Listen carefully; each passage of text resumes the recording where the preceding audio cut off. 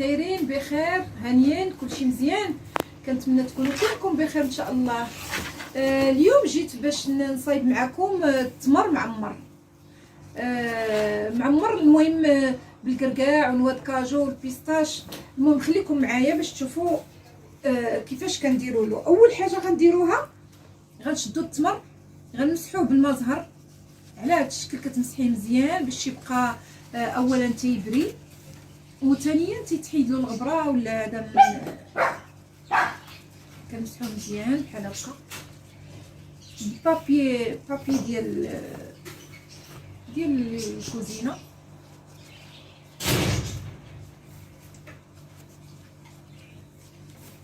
كما كنمسحوا التمر مزيان بالمزهر كنشدو موس ولا هذا كنحلوه اولا ونحيدو ليه العظم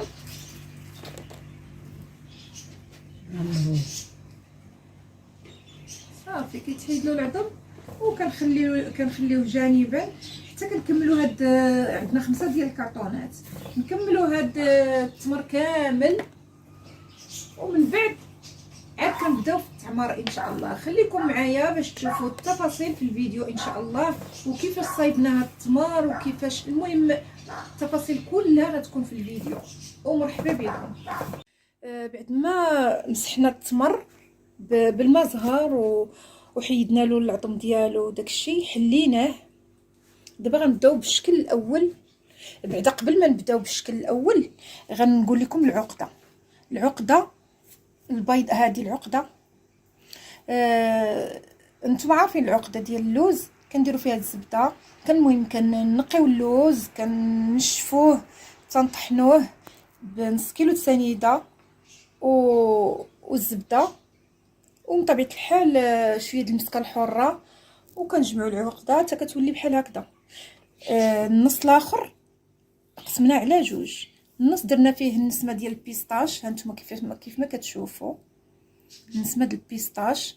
غنكوروا على شكل صبيع صغير على شكل صباع.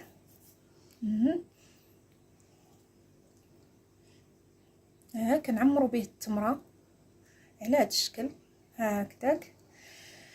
دابا كنقادو فيها. دابا راه حنا ديجا خدمنا شويه ولكن باقي الكميه. دابا غادي نوريكم كيفاش زوقنا هذاك التمر هذاك البيستاش اللي فيه البيستاش. كناخذوا البيستاش كنديروا على شكل سنبوله هكذاك. انت غاده وانت كديري بحال السنبوله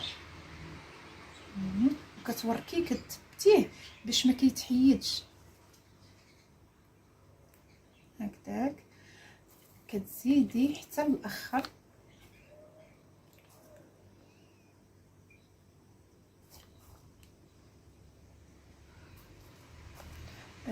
في التحت كنديروا حيده صغيره باش كنغطيو العيوب اللي كاين في التمر واللي كاين في هكذا.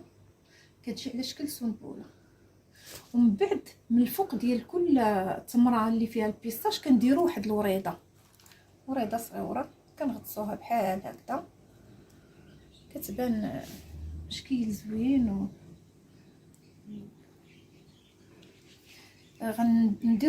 نديروا واحد تمره اخرى بنفس الطريقه.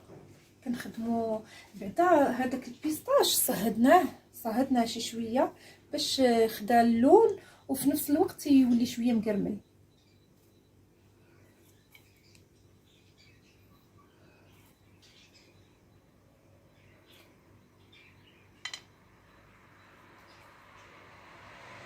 هكذاك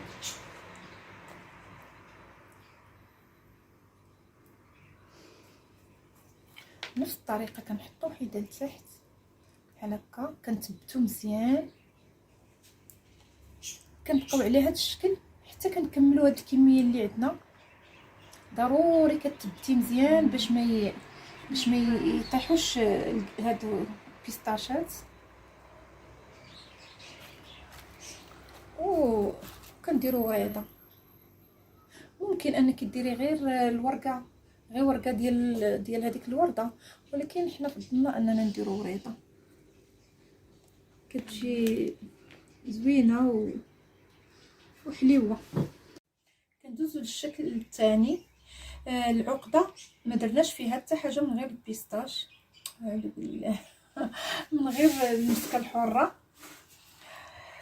وكنزوقوها بالنوا كاجو. النوا كاجو ممكن انكم تقسموا النوا كاجو، وممكن انكم تحطوه بلا ما تقسموه.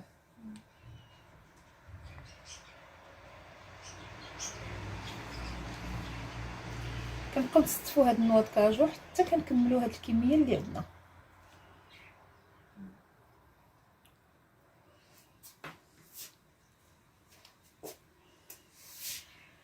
نديروا وحده اخرى.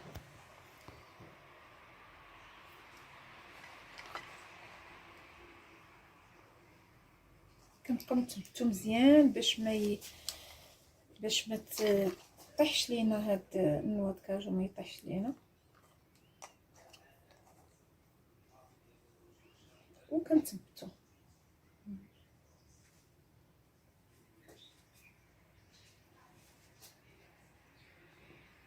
كنبقاو على هاد الشكل حتى كنكملوا هاد الكميه كامله اللي عندنا، وندوزو للشكل الثالث ان شاء الله. الشكل الثالث كناخذوا الكركاع، كناخذوا التمره بعدا، كنعمروها شي 3 ديال اللوزات كنحطوهم، ولا 2 على حسب التمره. دابا حطينا فيها 3 اللوزات، ولكن كنحطوا الكركاع من الفوق، هو اللي كيكون في الواجهه، وهذاك اللوز كيعطيها هذيك الفورمه مهزوزه باش كيبقى كيف ما هو. ندير واحده اخرى.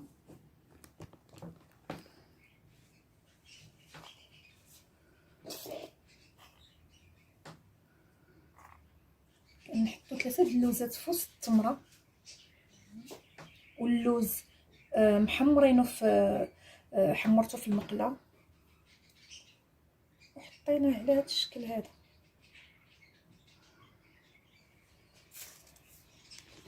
كنبقاو على هذا الشكل حتى كنكملوا الكميه كامله اللي عندنا. باقي عندنا التمر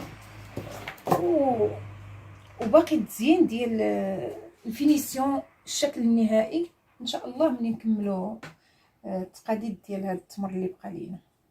مسالينا التمر ديال التمر على هذا الشكل اللي كتشوفوا في الفيديو. غنحتاجوا السلوفان، وغنحتاجوا السينتا اللون اللي بغيتو، ونحتاجوا هاد ليستغاس، ونحتاجوا من طبيعه الحال الكولا والمقص. غنبداو دابا بهادي ديال الكركاع.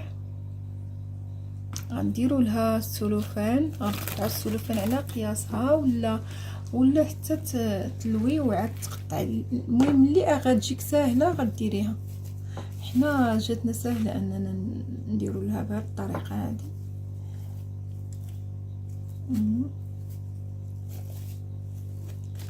كتقادي السلوفان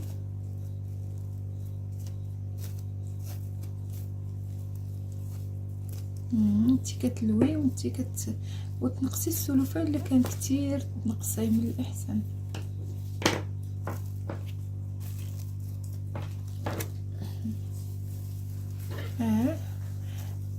كيكون مقادد ومجموع على هذا الشكل.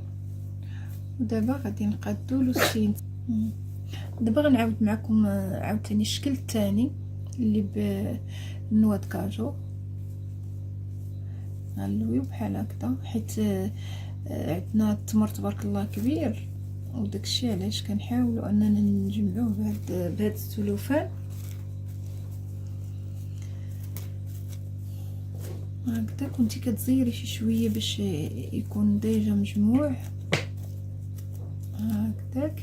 كتجبدي مزيان هذا السلوفان صافي، وكتجمعيه كتجمعيه. دابا غادي نمشيو للشكل الثالث ان شاء الله ديال البيستاش. حتى هو درنا له نفس الطريقه اللي درناها ديال الكركاع وديال نوا كاجو وديال البيستاش. غنبداو دابا بالتزيين بالسينتا ان شاء الله.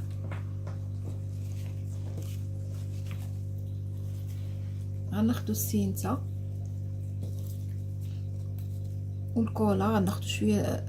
المهم الكولا كنقطروا واحد القطيره في الظهر ديال التمره، غنلصقوا السينتا وغنبقاو غاديين دايرين حتى سميتو الراس ديال السينتا، ونديرو عاوتاني هذا هكذاك السينتا غنقطعوه على الحد هكذا. غنجيو في الوجه ديال هاد التمره، وغادي نديرو قطره ديال الكولا هكاك، 2 قطيرات، لان غنديرو 2 حجرات. ناخدو هاد الحجره نلصقو في كل بلاصه، نلصقو واحد الحجيره للطراسه هكذاك، وغنزيدو الاخرى عاوتاني ان شاء الله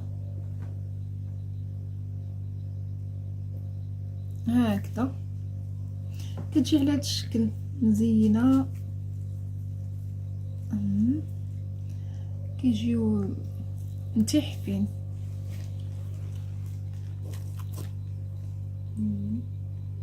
دابا غندوزو ديال هذه ديال النوا كاجو اللي فيها بابيون. غناخدو السينتا عاوتاني وناخدو التمره،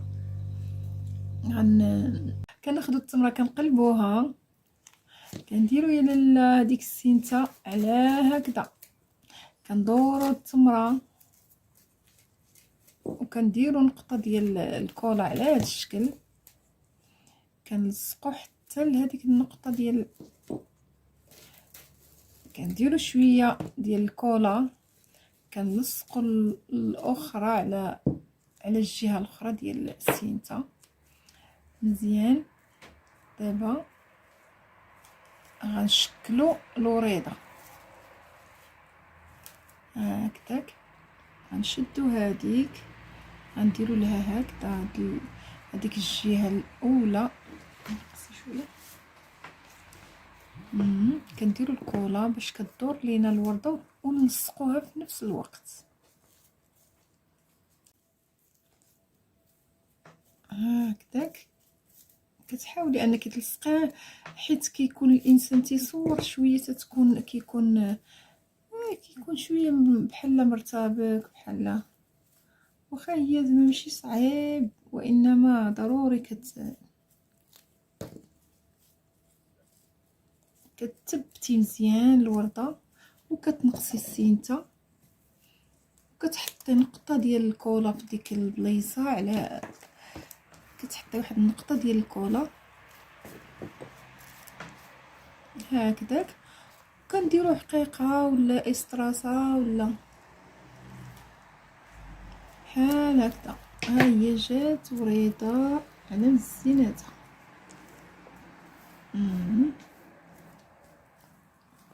اما هذا الشكل هذا ديال البيستاش، درنا له حجيره في الراس، ولا بغيتي ما ديريش له الحجره راه حتى هو كيجي زوين. تنبقاو على هذا الشكل حتى كنكملوا هاد الكميه اللي عندنا، ومن بعد غادي نبداو التستاف في السيبور ديال التمر. وخليكم معايا باش تشوفوا التفاصيل وكيفاش غنستفوا وكيفاش غنديروا التزيين النهائي. وتبارك الله عليكم.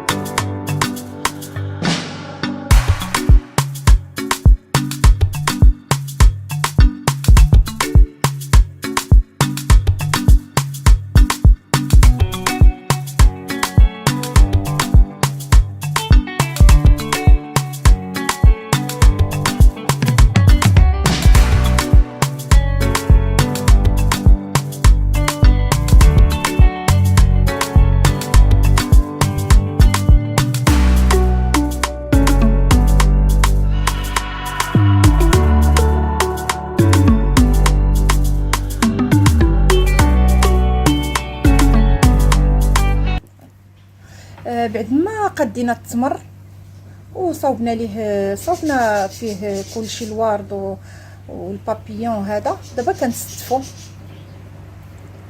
على هذا الشكل. كندير وحده بيستاش وحده فيها الكركاع،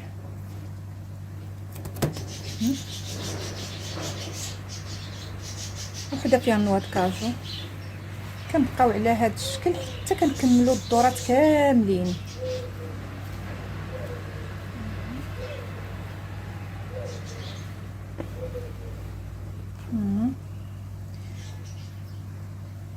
كنكملوا. كنتمنى يعجبكم هادشي اللي صايبنا. العروسه اللي عندها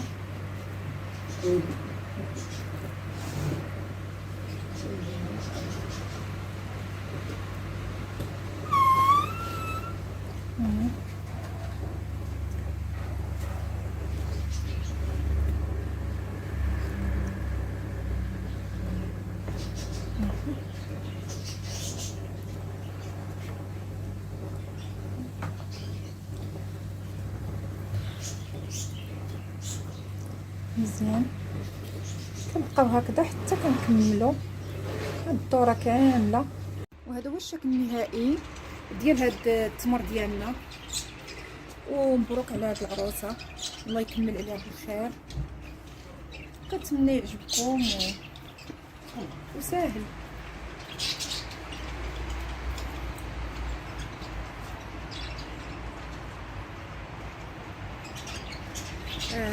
باقي نغلفوه بالسلوفان ونزوقوه شي وريضات وغتشوفوا الشكل النهائي ديال هاد السيبوره ديالنا.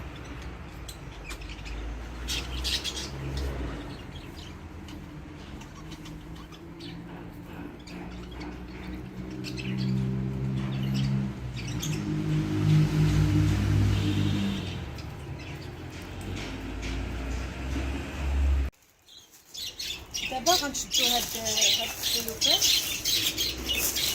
غنشدو ليه الكميتات وغادي نحزمو الحزمه الاولى بهاد السميته.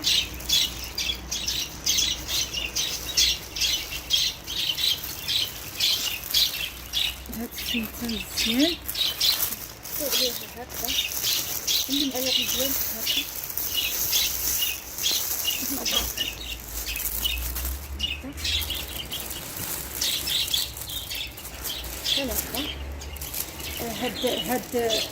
هادو غادي نغسلوهم بحال كتقطعي احيي.